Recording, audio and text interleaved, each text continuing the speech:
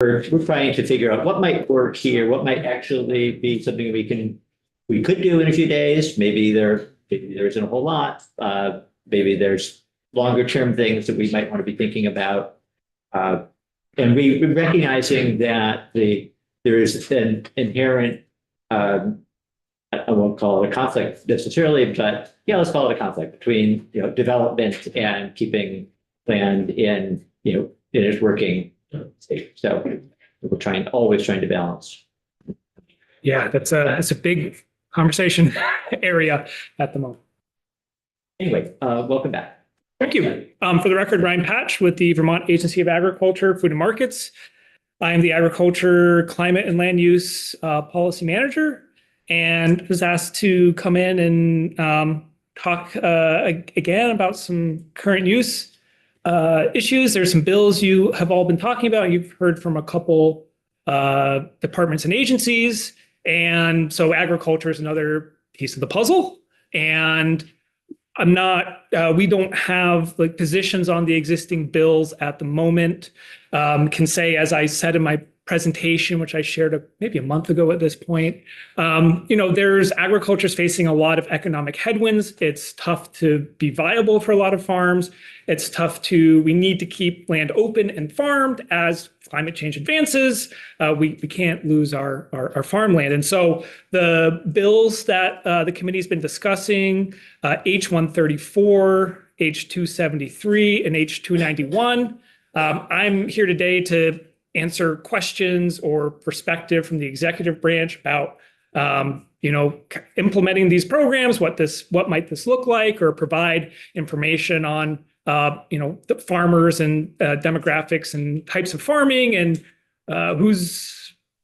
can provide information like that. So happy to answer questions. I don't have a presentation per se, but I'm happy to go through the bills and answer questions or whatever the committee's preferences. Okay.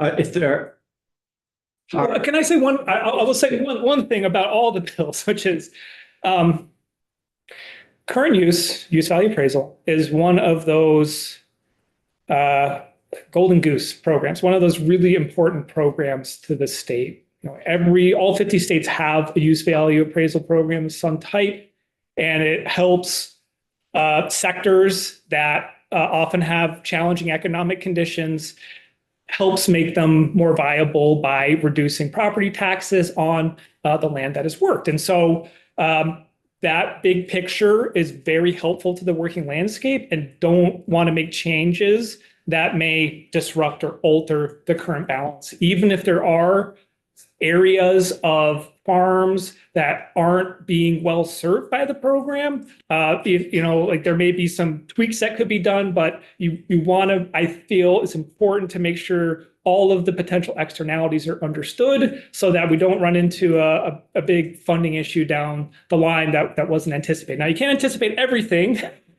and there is, I think, need in the ag sector for additional support to help with viability, but just wanted to make sure I said from the beginning that this is a very important program, and I always would advise moving cautiously on this. Go ahead, Representative Nelson. Thank you.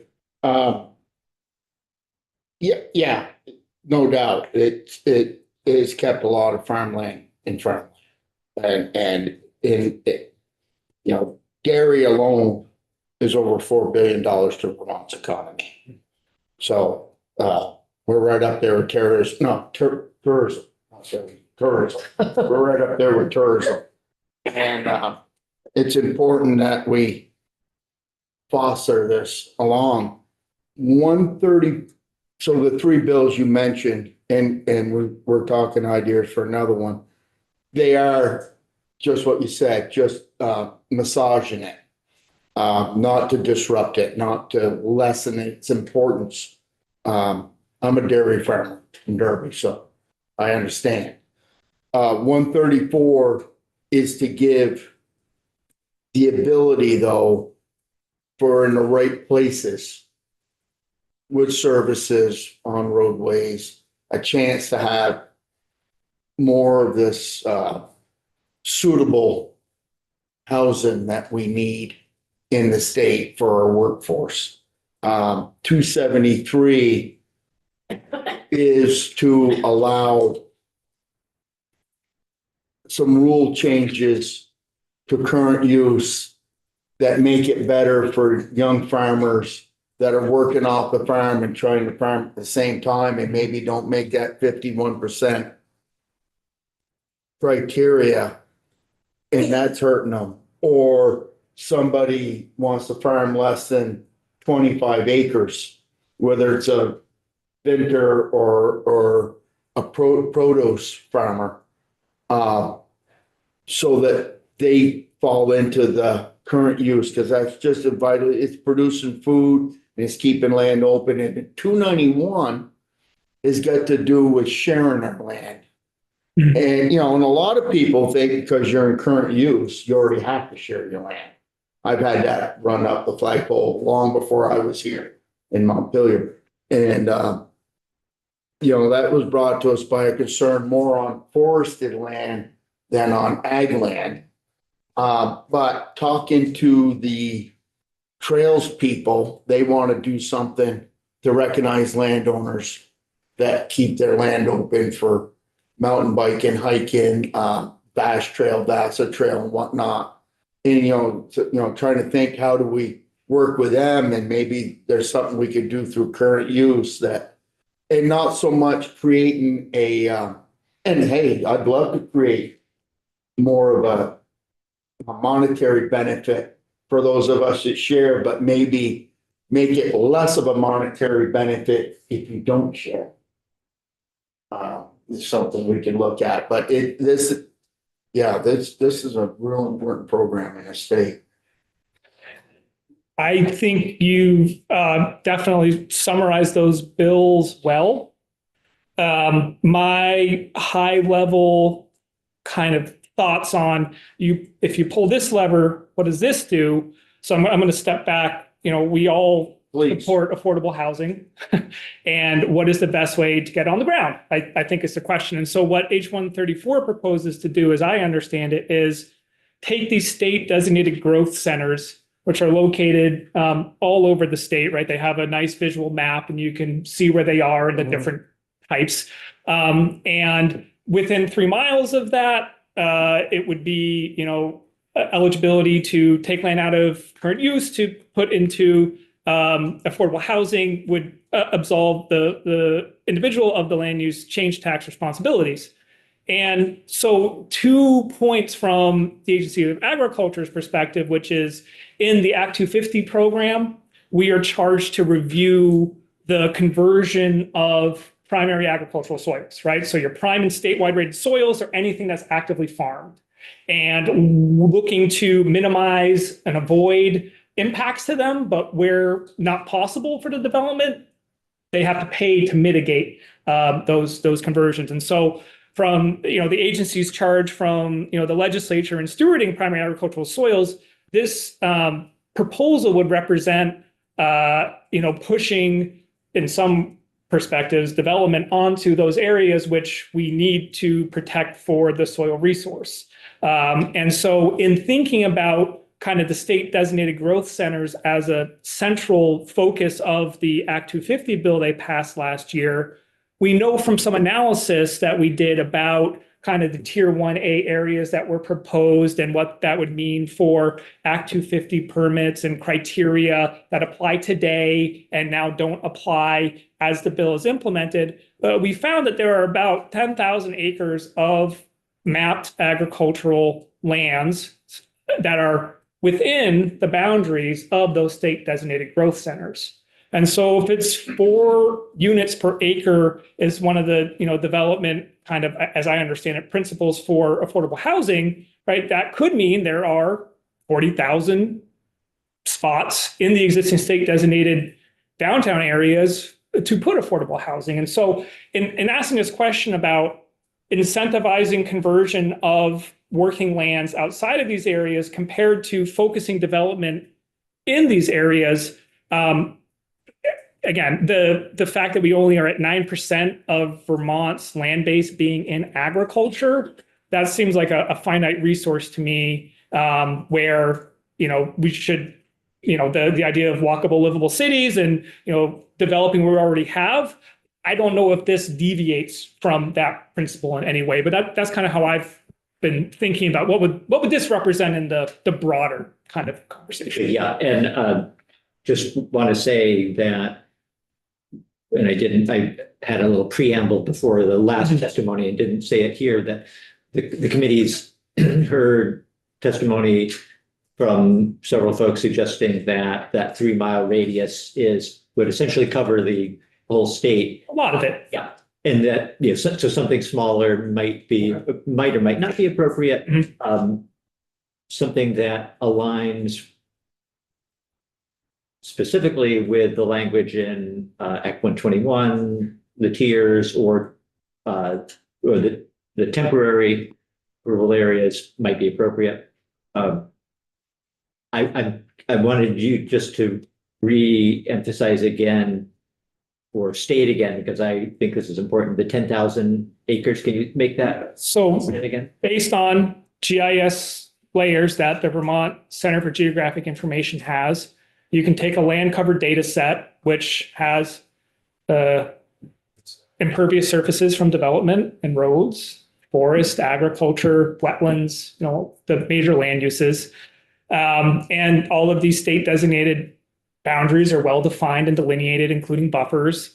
And so you can plot those two together and do a simple analysis of, well, how much of this is here? And you can also overlay that with the prime and statewide soils. And so there's about 30,000 acres that are undeveloped that are prime and statewide soils in these areas. And of that, 10,000 is an active agricultural use that is not currently covered by that impervious surface layer. So have there been developments since that layer was last updated? Don't know. Is it, so you got to take it with a rounding, but there is, from looking at that perspective, there is open area within these spaces for development. And that's, I think, why it was incentivized. And in incentivizing, the integration of affordable housing, I think it should happen, all over. But if the goal of the H134 is affordable housing, and we have challenges with how much ag land we have and how much we're losing. Anyway, that just. Representative Nelson. It's more for residential housing, not a subsidized affordable housing, residential housing. And we need to amend that to read that. Okay. It's for residential housing. It's for new school teachers moving in the area, or nurses, or contractors and builders and plumbers, and some of it might be for a retirement community, so that people will move out of their 3-bedroom, 2-bath homes that they've owned for 60 years, and that house will become available for a young family. In this one, I don't imagine, Mr. Patch, that there's any prime ag land in 1A. There's a fair bit. Well, there's probably not many people farming it except for down off the airport in Burlington. Because, you don't farm in downtown. Well, you could vegetable farm, but you don't dairy farm, grow corn in downtown village centers. And I believe that's where 1A is. So I have a map that we could put up that is the prime ag soils in Chittenden County, right? And historically, they called that the Fertile Crescent back in the 68 report. And they were looking at the availability of prime and statewide soils for agricultural needs. And then there also is this competing, as we said at the beginning, it's much easier to build in flat, dry soil than steep, stony soil. And so 69% of that impervious surface layer that I referenced in Chittenden County was built on prime and statewide rated soils. And so we have a long history of developing and displacing farmers that are on that really good soil in the past because the needs at the time, and we didn't have all these development review programs, right? That was all discussion up to the passage of Act 250, and then all the subsequent more land protection programs, which UVA is one of them. And so the state designated growth centers are where we've historically built. And it makes sense that there are prime soils there in greater incidence than where all the forests are, because the forests aren't always the best soils. And so was surprised with how much prime and statewide soil is in and around where we've already built. Yeah, I don't deny that, where we've already built. I was thinking you were saying it was still open land. I mean, Taft's Corners, Yep. beautiful land. Yep. Now, the person that owned Taft's Corners, his kids have one of the most successful farms in the state of Vermont. Yep. Yep. And they've relocated. Yeah, they relocated and gone above and beyond. Yep. Yeah, I'm not suggesting that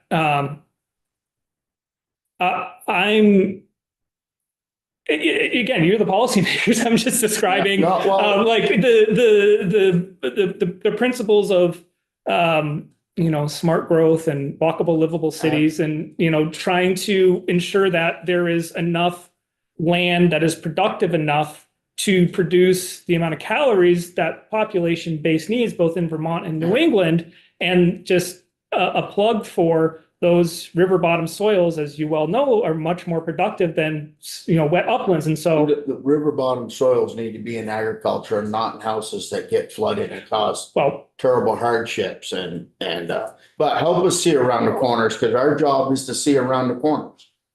Representative Bosland, you had a question? Yeah, I mean, I was just thinking in terms of, we have these bills in different forms, and I'm just wondering, in terms of the idea of like designated downtowns and all that, like that makes sense in terms of places that have a designated downtown. I live in a town of 2,500 people that has a mix of rural and forested.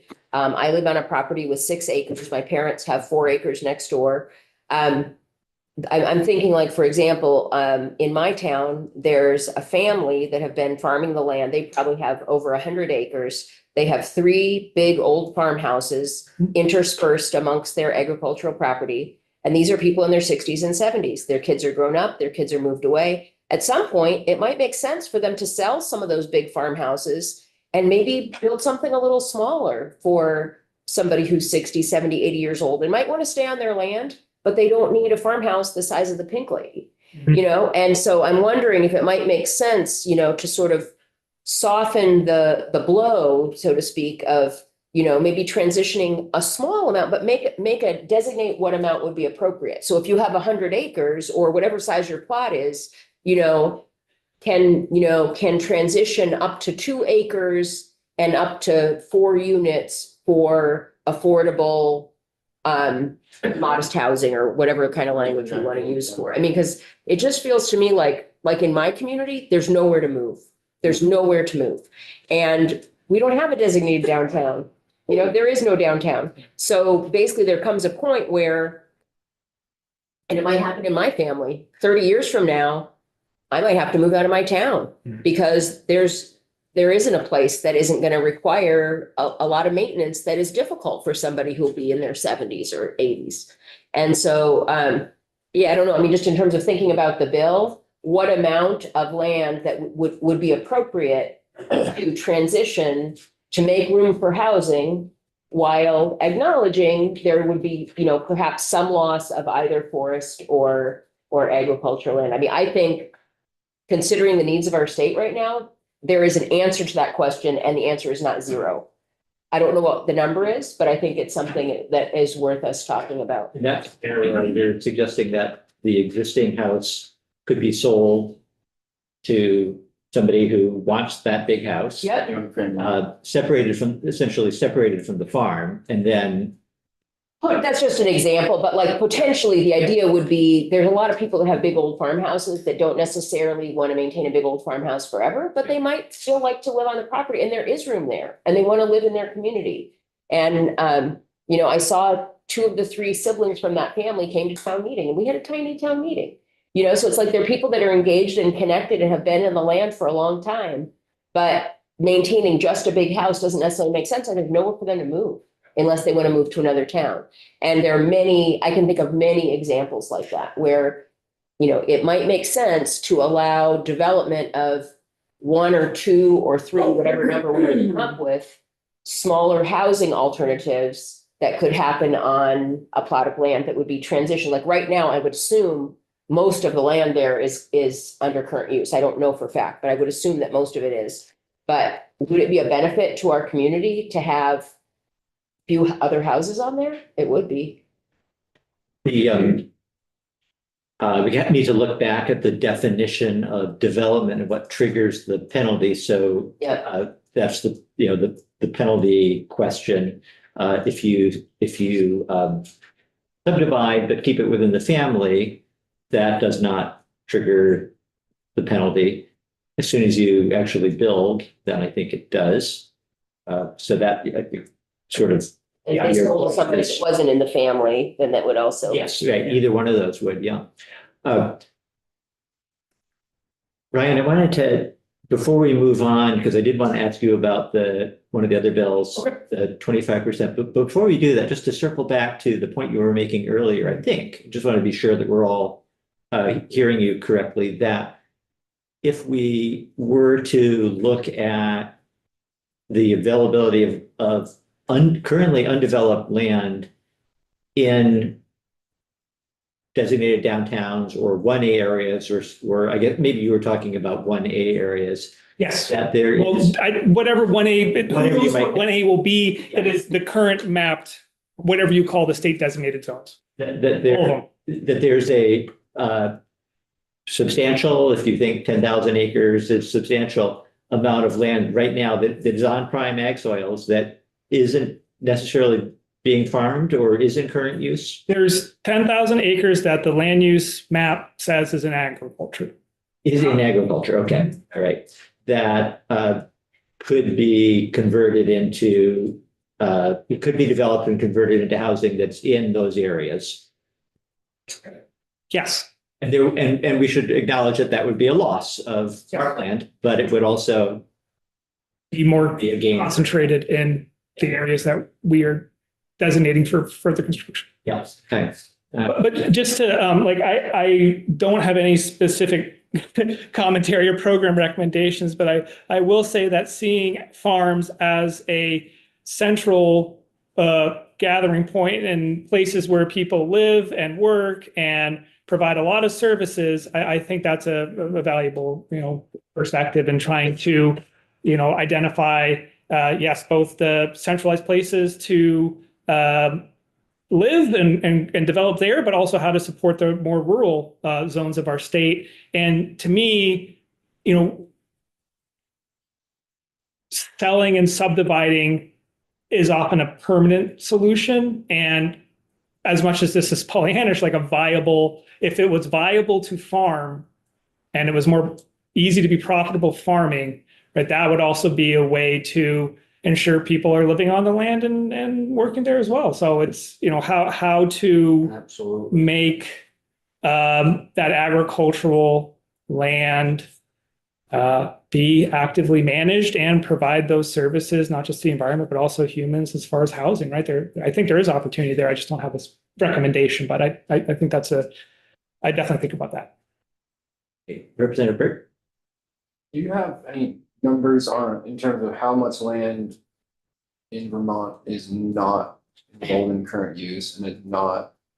I'd be interested to see right now how many acres we have that's not in current use is available to that's available for development. So not in current use, not in land trust, not state land.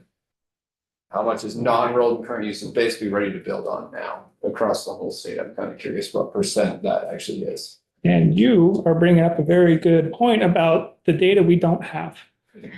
Because I don't have that. They're not enrolled in current use, basically. The other states, how do I say this?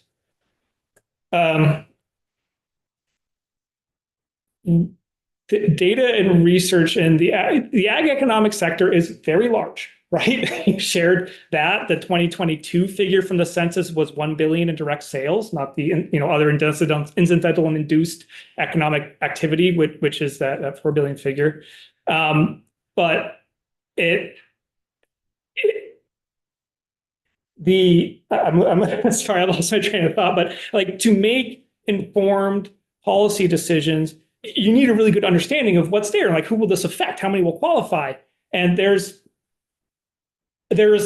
data, but it's not as granular as I think we would want to make as informed and precise decisions as this committee seems to be discussing, right? Big picture swings one way or the other, but this kind of really incisive, like how many are here? How many of this? Like, I'm going off of memory. I can look up the tax department PVR annual report, which gives you that graph of this much is in forest, this much is in agriculture. But in the agriculture, it's about 500,000 or so. Don't quote me on that. I'll look it up in a second. But like 500 or so thousand are enrolled in agriculture.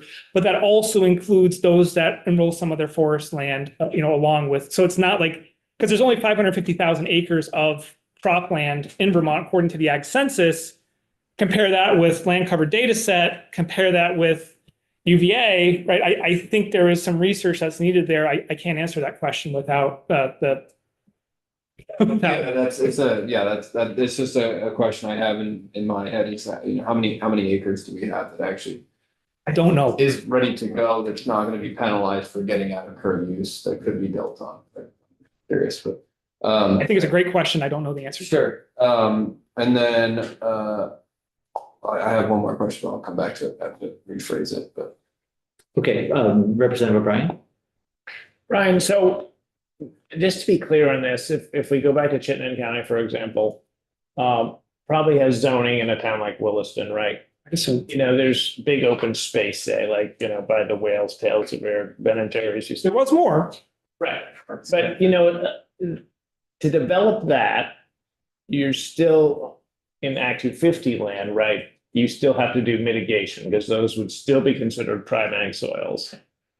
I don't know where the state designated growth area, growth center, neighborhood development area. I don't know where those are overlaid in Williston. So, But no matter what, there's mapping in the state of prime ag soils. Yes. Like, it doesn't matter if farming's going on there or not.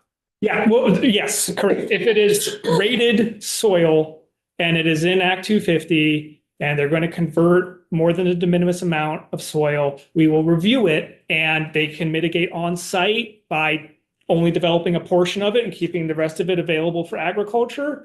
Industrial parks have a section in statute which says the default is to pay offsite mitigation because, farming in an industrial park doesn't seem like the best choice, maybe.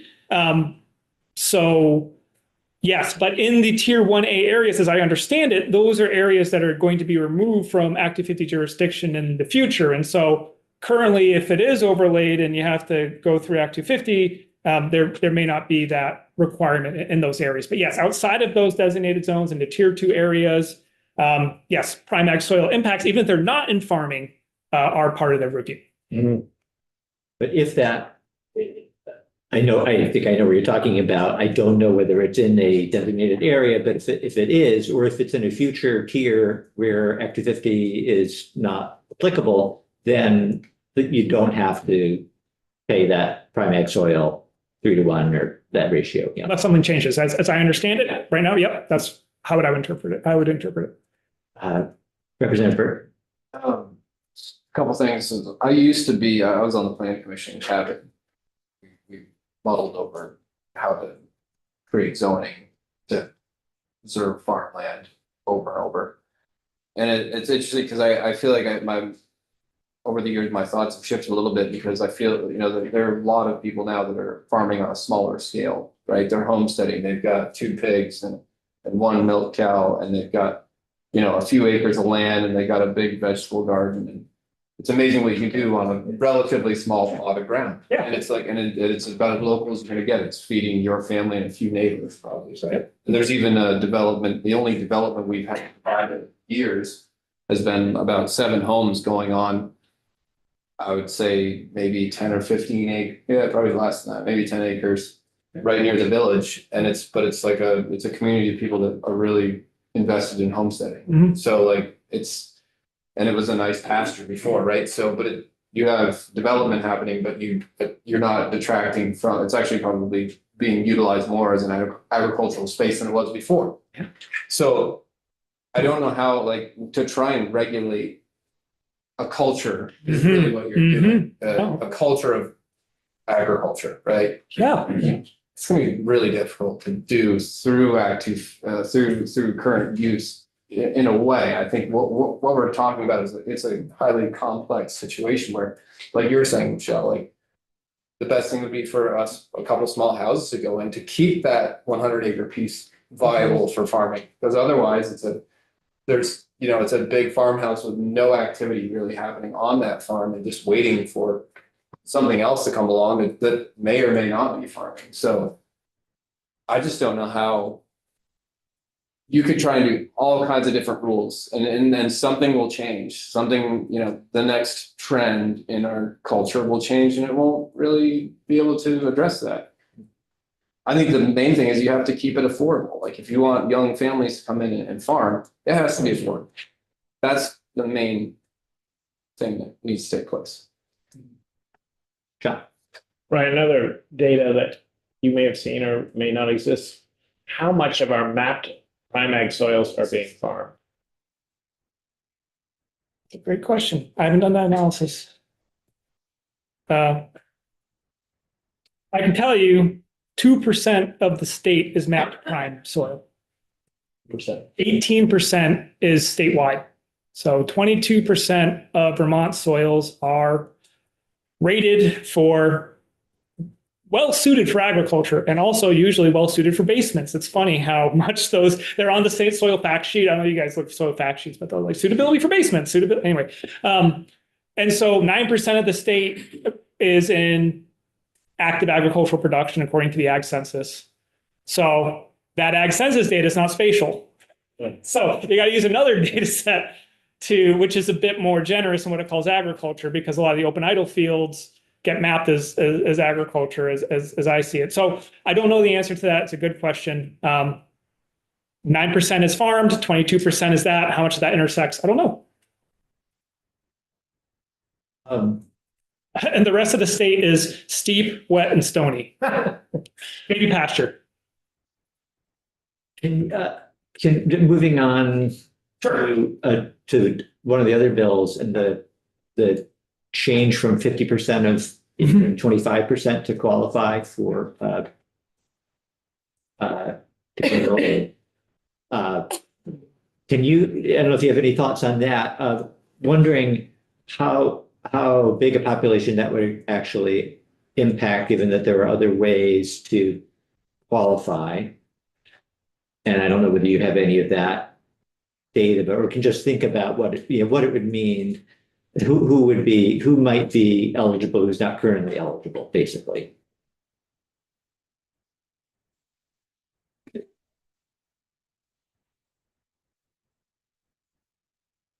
This is, again, the data one would need to be able to answer that I don't have. And it might be out there and someone may have it. So this is an incomplete answer that is based on my best judgment and some years of looking at this. And the 50% threshold, I think an example of an issue I've heard of is where someone who's been farming their whole life goes to retire, is no longer able, they're 82, they're not able to keep haying the land. And so they need to find someone in town who's willing to hay it so they can stay in current use until the land is passed on and hopefully continues to be farmed. And so who's available to do the haying to keep the land open? It's much more challenging of an economic situation right now to be able to farm full time in Vermont. And so I think this is conjecture, hypothetical, but it's you got to have some off farm income if you want to farm, or maybe if people are farming, as a hobby or as property maintenance and they're doing haying. But if the majority of their income doesn't come from farming, even though they're mowing their neighbor's hay and they're selling the hay or they're feeding it to their own cattle, if it's not above 50% of their income, they can't be the person that is giving that less than 25 acre, they can't be they don't qualify to be a farmer for the purposes of leasing that land, as I understand how the law is currently drafted and how it's implemented. And so I think that's a gap when someone's been farming or haying the land for so long, and now, economics have forced them to do other stuff other than farming. That's where I think if the threshold was to be lowered, it could address that. But again, the root problem of that, I think, is, it's not viable to farm. But, this bill isn't seeking to fix that. But based on, because when I was here last time, right, I shared kind of an analysis of income distributed between farmers back when Act 250 was passed and today. And kind of the summary is that there's many fewer farmers today that can earn a majority of their income from farming as compared to 87. And so whereas 50%, I think, may have made sense back then, because you don't want to disincentivize someone other than farmers to farm the land, right? So you want to make sure it's a farmer who's farming the land, but how many are available in many of our other more rural towns that don't have Addison County levels of ag concentration? Is 25% an appropriate threshold to give credit to those that are trying to farm, but acknowledging the financial reality? I don't have an answer to that, but that's kind of where my thinking goes down that line, where I think it could address that. But then the subsequent question is, what's the impact on the tax benefit, and what was it going to cost the state? And that's, again, where I don't think I have the full information to answer that. And so it's a gut feeling, but we need more information. And as always, it's not just agriculture. We need our partners at the table talking about this, because we don't want to make a choice for agriculture that causes issues for all the other sectors that are involved and those that administer it. Representative O'Brien. Right. Is there any way to figure out, say, all the Vermonters who file a Schedule F for farming, how many of those could? I don't have access to that tax information. Yeah. And we don't know how many of that group, say they make over 50%. This is analysis that would be very helpful. I don't have it, and that would be a question to have to ask the tax department, I think. Would they even be able to share that? I don't know. Can't speak for them. What I've heard is, that tax data is very protected, and as makes sense that it is. So one of the other ways you can qualify, if you don't qualify with 50% by being a farmer, as I understand it, is by at least earning $2,000 in income from your less than 25 acres, right? How hard is that to do?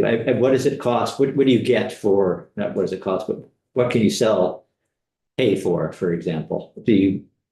I know you're not the. Yeah, no, we did feed finder marketplaces up there. We did an analysis of what's the unit cost of silage, corn, haylage, silage, corn silage, dry hay, whatever. I could do back of the envelope stuff. I can't do it off the top of my head, like, oh, how many acres of hay is that to sell? But at the end of the day, you have to be physically fit enough to go out and do that work. You have to have the equipment, right? It's not easy to grow $2,000 worth of vegetables.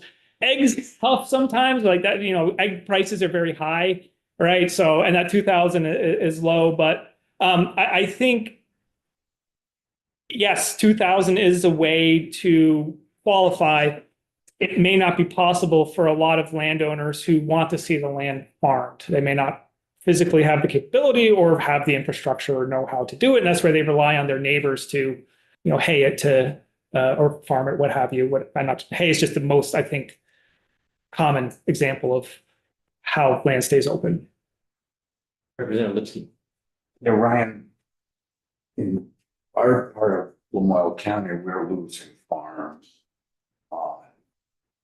We're pretty much giving hoping there's a farmer who's willing to either chop it or round that. There's a reality check. Just to maintain agriculture integrity. So, getting paid $2,000. Well, you can't even find someone to bail. And that, I think, is the example of what I hear a lot from folks and what the challenge is. And to me, right, first part of my job title, climate, who's farming this land today in 20 years as the effects of climate change accelerate and we see more displacement of people, more disruptions to our food system, both nationally, locally, from all the flooding we've seen and all the farms that were flooded and global disruptions we're seeing. That land that is held open may in time become much more valuable and productive because we are going to have the precipitation and our soils aren't going anywhere. Weather temperature changes notwithstanding, Vermont, based on all the modeling projections, is going to be a very good place to grow food in 20 to 50 years. And so trying to not lose as much of that soil base, I know it is, they're giving away hay, but in time it'll become valuable again, is my prediction based off of just, I don't know, nothing, just my thoughts. But yeah, I think that's a reality. It's tough to find someone to keep the land open. Your land flat? Roll. Rolling. Maybe 15. Kelly View Farms would come down. And other abutting, hay land. No one was getting paid for it.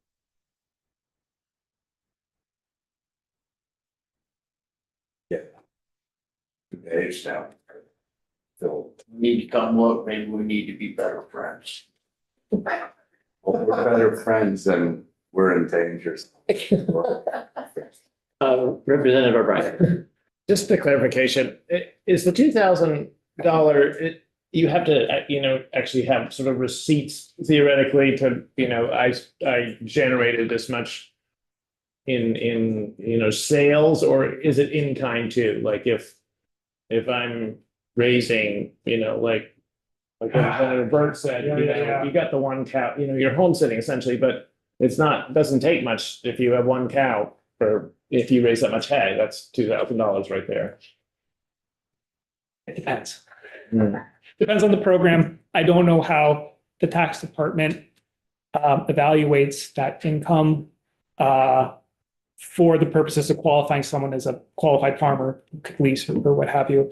I will say in the Agency of Agriculture, in our farm determination work, that there's a lot of different ways people go about calculating that 2,000. There is the standard commercial sales at a farm sale. There is I produce this much food for my family. I produce this much food and I gave it all away, right? When it's for a non-commercial benefit, it's still agriculture. Is it farming for the purposes of different regulatory programs or benefit programs in the state? That's all a program specific question. And the easiest way is to have sales and have receipts. That's pretty no question. But there's an informal economy in farming and there's a lot of handshake deals. And I think that's reasonable, but it doesn't always fit well into the current program environment for qualifying different activities. Does anybody else have a question? Ryan, was there anything else that you had wanted to say about any of the bills or any of the other conversation that we've been having?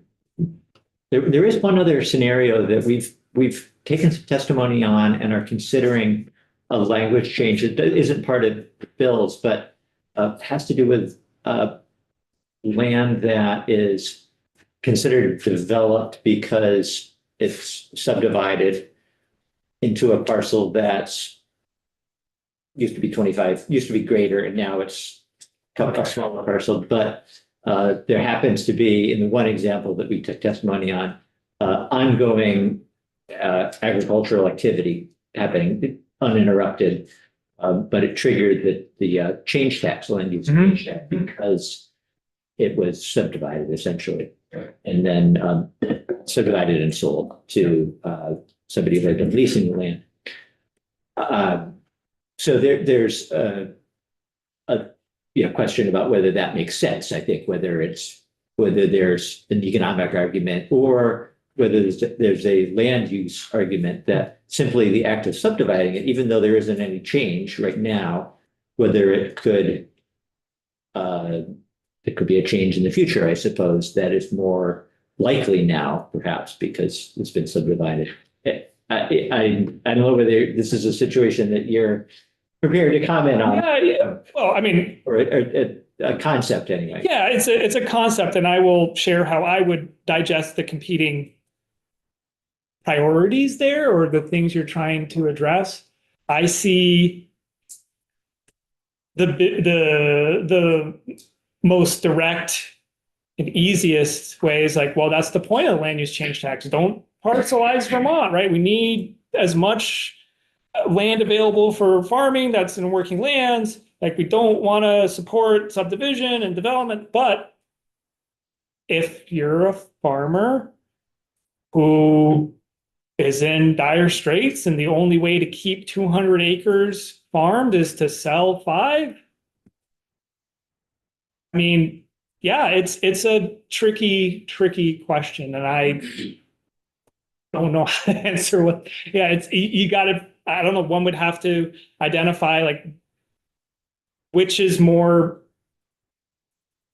I think there's some work to be done to try to understand what is best for agriculture as a system in the future. You know, how to ensure that we have enough big open soils, right? Because farming just keeps getting, bigger. Like, to have an economy of scale, you got to have a big machine, so you can't have small fields.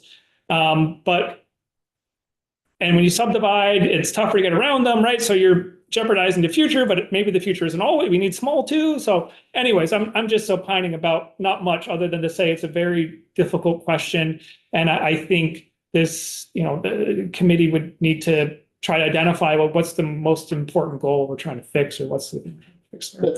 In Brian, in this case, it was not a huge block of land by Okay. my standards, but it was a block of land. Yep. And it was subdivided, and there was more than 25 acres that stayed in current use. Mhm. I don't know what it's doing.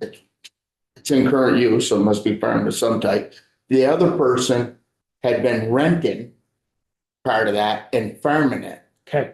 And they got the smaller parcel. Yeah. Where they had been farming, Mhm. and they got kicked out of current use. They've been farming, they meet all the requirements of farming. Yep. But they got kicked out of current use because it took it less than 25 acres. There are people, and you and I think of farming the same way. And since I've gotten here, I realize that not everyone needs to farm on 1,000 acres or 5,000 or 2,000 or 500 or 200. There are a lot of valuable farms in this state that are 10 acres and are feeding the people. Or orchards, they're feeding people too. Yeah, sorry. Yeah, sorry. This one. Yeah. So this current use, I look at it as a document that needs to be molded a little bit to fit the times. Because they didn't wreck. And it could be someone that has a big block of land, and they actually meet a young farmer that wants to farm differently, and they like this person, and they say, well, I can help you out. I can sell you 20 acres over here, and you can do what you want to do and achieve the goals and the lifestyle you want to achieve, and have your dream of farming. And I can still farm wide open on the rest. But now you blocked off 20 acres, it gets hit with the wacky formula, and all of a sudden they're like, how do I afford that? And so that's what Chairman Durfee was talking about. Mhm. And that's up on the wall, it should be, and I think this is part of what we need to look at, is just to make this work better for agriculture. And then the residential housing piece, we're looking at small on roads with services, water, sewer, whatnot, and just so a town can grow a little bit to meet the needs of the struggles and demographics we have. But I'm all for you, and my father said forever, you want to protect ag lands? You make profit in a milk check, and you'll protect ag lands. Make profit in vegetable farming or orchards, and you will protect ag lands, because no one will give them up. All right, My rant, how we will, I just, one clarification on Richards, yes, please. on this specific issue you're talking about too, is that we had it was less than 25 acres.